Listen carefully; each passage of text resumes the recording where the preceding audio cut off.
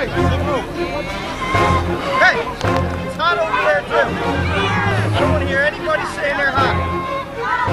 Yeah. What's the problem with the lights? I mean, and getting lights for, you know, I mean, what's the story? Well, the thing is, it's been an ongoing battle. It's been going about 20 years where we've been trying to get lights to help out, not necessarily to play games later during the day. We just want to play an extra hour once daylight savings time comes in.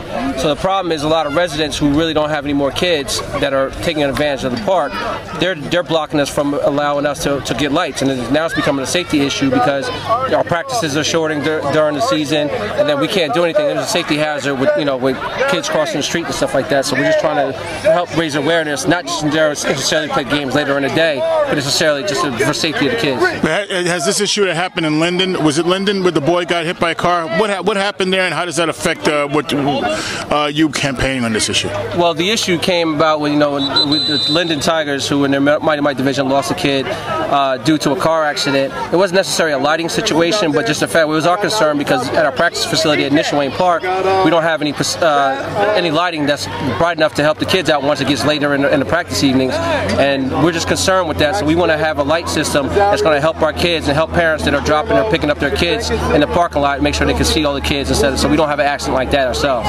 So it won't be a situation where the lights are really bothering the residents. It'll just be on for just a little while early in the evening. Yeah, exactly. We're just asking for the lights to be on at least till 8 o'clock, just so we can get the kids safely to their cars.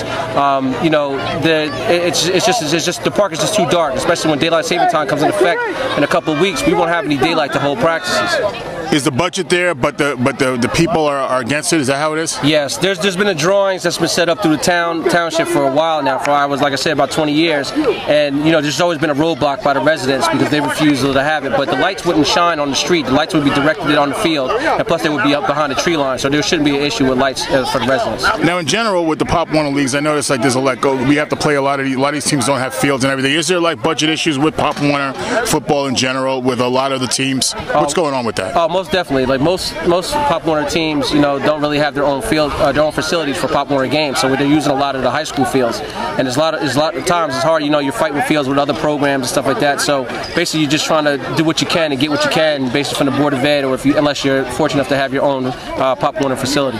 And so it would be good, like if some people, investors, maybe could chime in and support Pop Warner. How do you feel about that? Most definitely. You know, I've been reaching out to the other programs, the soccer programs, lacrosse programs, all who have the same problems that we have from year to year. And it just poses a issue, and it's like we need to direct what's important. Are we trying to help our youth out and give them a safe play to do stuff, or we're going to have them hang out in the streets because we can't facilitate a program that has lights?